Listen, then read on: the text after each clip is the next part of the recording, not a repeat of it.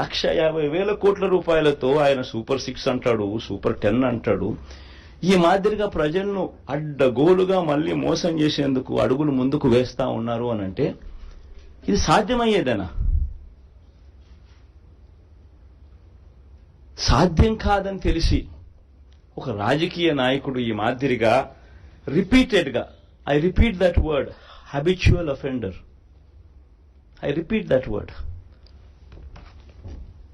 2014లో ముఖ్యమైన అంశాలంటూ ఈ మాదిరిగా సంతకం పెట్టి ఇంటింటికి పంపించి ముఖ్యమైన అంశాలంటూ మోసం చేసిన ఈ వ్యక్తి, ఇదే కూటమిలో ఉన్న ఇదే ముగ్గురి ఫోటోలు పెట్టి తన సంతకం పెట్టి మోసం చేసిన ఈ వ్యక్తి మళ్ళీ ఇదే హిస్టరీ రిపీట్స్ అన్నట్టుగా మళ్ళీ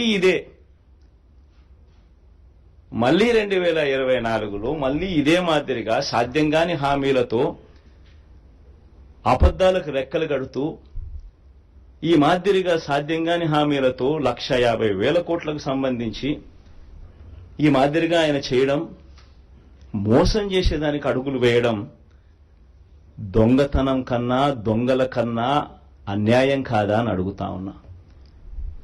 420 కాదా, చీటింగ్ కాదా అని అడుగుతా ఉన్నా. ఆలోచన చేయండి. ఇవన్నీ కూడా నేను మీకు విడిచిపెడతా వస్తా ఉన్నా, మీ మనసులకే విడిచిపెడతా ఉన్నా. ఒక రాజకీయ నాయకుడు అంటే ఎలా ఉండాలి? ఒక మాట చెప్తే ఆ మాట మీద తాను నిలబడతాడు అన్న నమ్మకం ఉండాలి. ఒక రాజకీయ నాయకుడు, ఏ కార్యకర్త అయినా పలాని రాజకీయ నాయకుడిని చూసినప్పుడు అదుగో ఆ రాజకీయ నాయకుడు మా నాయకుడు, అదుగో అతడే మా లీడర్, కాలర్ ఎగరేసుకొని చెప్పాలి. కానీ ఈ మాదిరిగా చేస్తే కాలర్ ఎగరేసుకొని చెప్పడం కదా దేవుడు ఎరుగు. ప్రజలు ఎక్కడన్నా కనిపెడితే ఎలక్షన్లు అయిపోయిన తర్వాత ప్రజలు అక్కడ వస్తున్నారంటే ఈ దొడ్డిదావన ఈ పక్క పోయే కార్యక్రమం జరుగుతుంది.